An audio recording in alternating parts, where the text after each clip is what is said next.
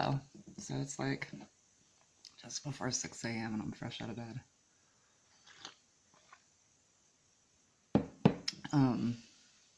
Not awake yet. Anyway, I'm talking quietly because I'm sitting in my kitchen and I don't want my husband waking up going, who is she talking to out there? Anyway, most of the video you're about to see was shot yesterday. I tried to be informational this time. I hope you find it useful. Everything is going good around here. I did lose some plants to the squash bugs and vine borers. It was not good. Bees are doing well. Poultry's doing well. I've got some plans, as I'll mention in this video, I'm going to talk about on Sunday. So that's it. Hope you enjoy. Okay, so we're back up in the garden. Got my shades on today. I thought since I'm telling you all how to garden properly and all that, that eye protection is important. You really should bother. So anyway, and let me first say something, because I'm having an issue with this whole video thing and talking to myself. I really wonder what the neighbors are thinking, that I don't care. So let me tell you about my neighbors, because so yeah, if you followed along on Facebook for any amount of time, you're gonna see that I don't get along with the neighbors directly across from me, and I've gotten some flack, like, you know, okay, you shouldn't, that's not very neighborly, and you should just bite your tongue. And here's the thing, and let me tell you a little story. So the other day, I'm out here in my garden, and as you can see, pan around here, I think I just went past it, their house, directly, you know, so it's within shouting distance. So anyway, I'm out here gardening, and this maintenance truck pulls up. And he pulls in my driveway, and I knew it was for them. I had nobody coming out here. And so like a normal human being, I get up, I go to walk over there and tell him that, you know, hey, you're at the wrong house, you need to go over there. Before I can even fully stand, she is out there, the mother, screaming at one of her children, go over there and tell them that's the wrong house. No, it's the wrong house. I keep walking, whatever. Didn't say anything, didn't look in their direction, nothing. So I hadn't made it to my front porch, and she just screams across the yard, you're at the wrong house, come over here. So I turned around. Once again, didn't say anything, didn't acknowledge her, didn't do anything. Turned around to walk back over here, and I hear, yeah, bitch, I stumbled to the wrong house. What the hell? Why? And that's what I did. That was my reaction. I go, why? Why was that even necessary? I still don't know. Anyway, I felt the need to tell you that story because at any moment they could come out of there and start screaming. And that's been a big frustration, is trying to finance a solution to that. You want to help build a wall, help me build that wall between me and my neighbor so we can have peace up here. So anyway, back to gardening.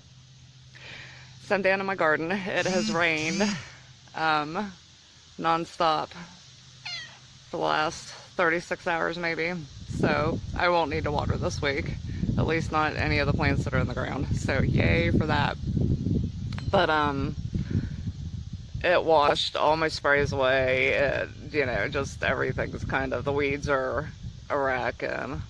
But priorities, first thing when you come out here is disease management. So that's where I'm at, and we're gonna start here. I've started my patty pan squash, and let me flip the camera around and I'll show you what's going on.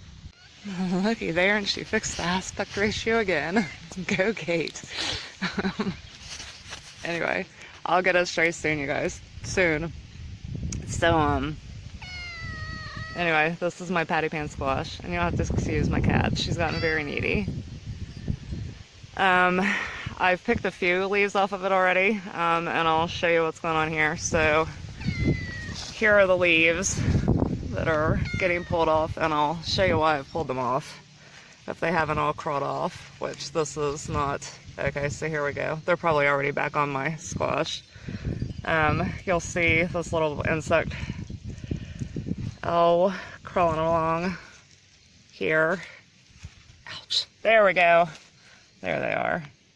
So these are squash bug nymphs. Not good. So here's how you deal with these. You come out here, and I just, obviously this leaf is done. Yanked it off carefully. These are squash, they're thorny. And what I'm going to do, I have my bucket over here. And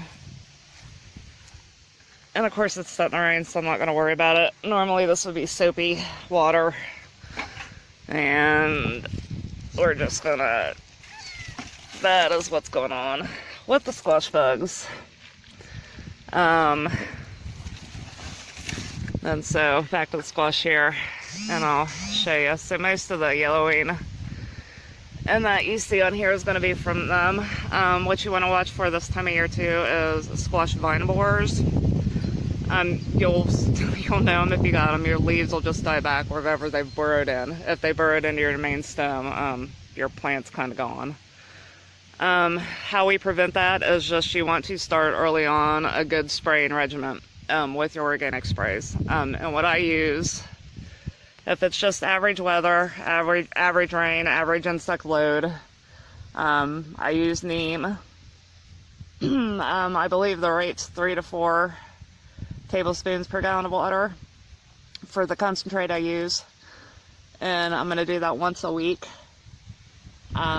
If the insect load is a little heavier, if it's rained a lot, you can do Neem up to every 2 to 3 days. So when the fungus starts up, what you want to do, what I've started doing recently, and it seemed to work out, to that Neem spray, you're going to add, and I'm sorry, you're going to have to Google this, you're going to want to add some baking soda.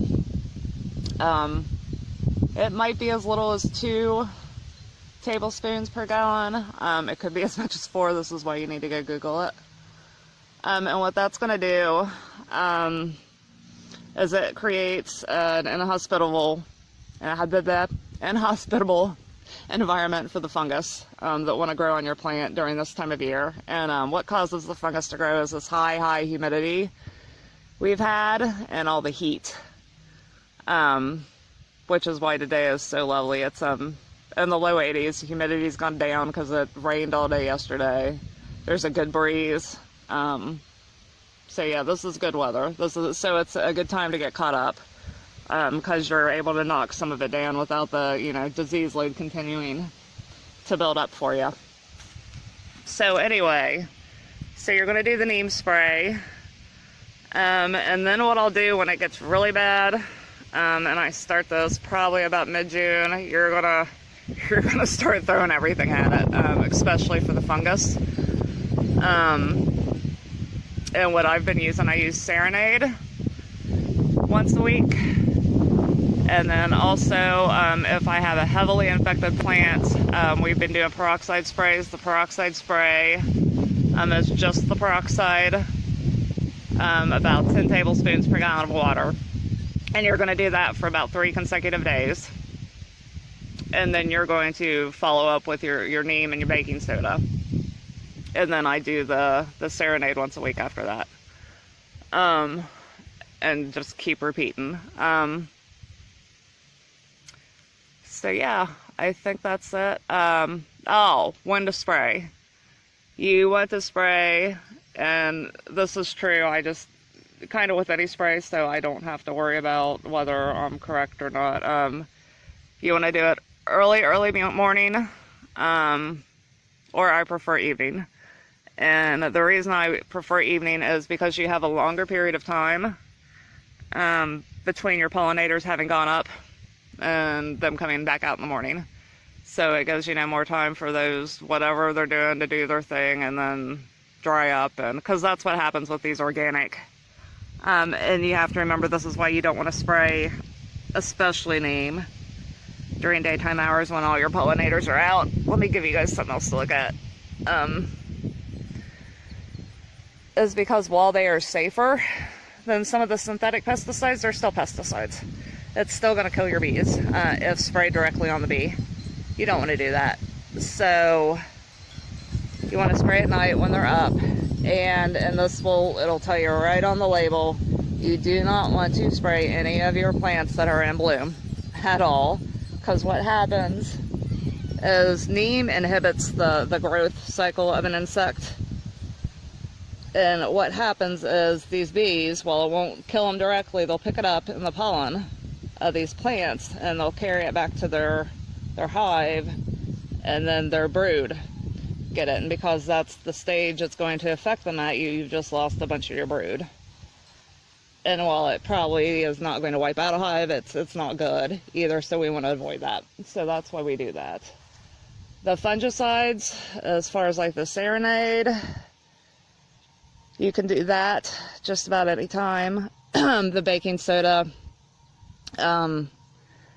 probably wouldn't hurt, but you want to watch because you're usually doing it with the oil in your mixture, and that you don't want to spray that on during the daytime because the light will be reflected within that oil and you run the risk of burning your plants.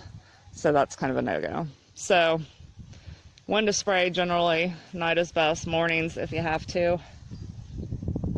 Just remember, whenever your bees are sleeping, it's good to spray.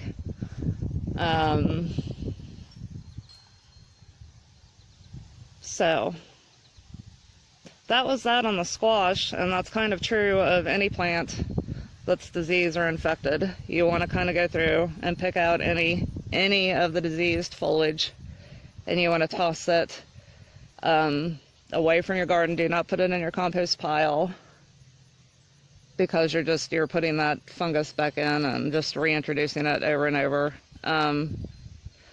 Yes, it's already there. Yes, it's there. But the idea is over time you'll have worked it out of your garden and you'll have a healthier system. That video the other day at the beginning, I had joked to Mike, I'd almost posted it with a comment that you can make a really dangerous drinking game out of how many times I said in that video. So I'm really conscious now of how I'm saying it. I'm trying very hard. I do it when I'm nervous. I'm getting better. Anyway,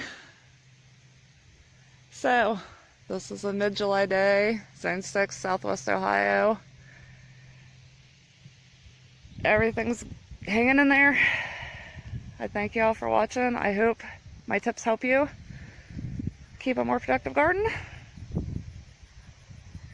And we will see you all later. Bye.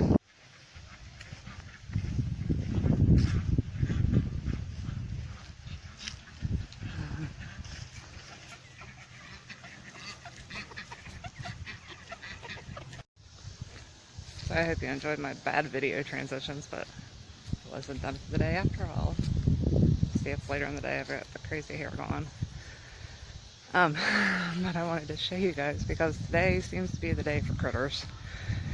And since we're on a pest and disease kick today, I'm gonna flip this camera around again and show you what's going on. It's scary.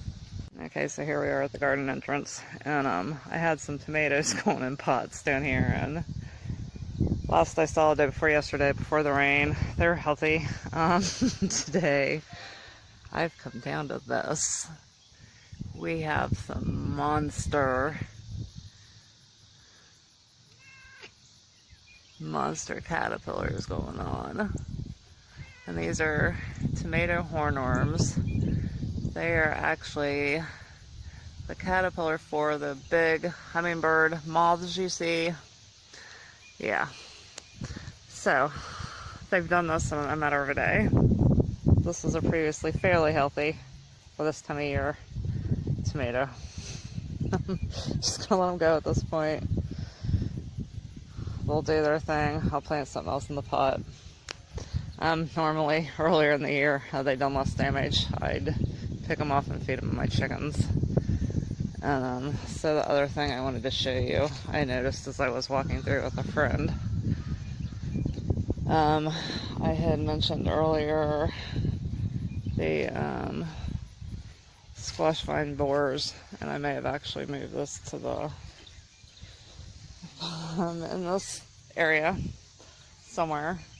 There used to be a squash, but I came down here to a completely dead plant. The vine borer had gotten into the main stem, so it was a matter of hours. That plant was a goner.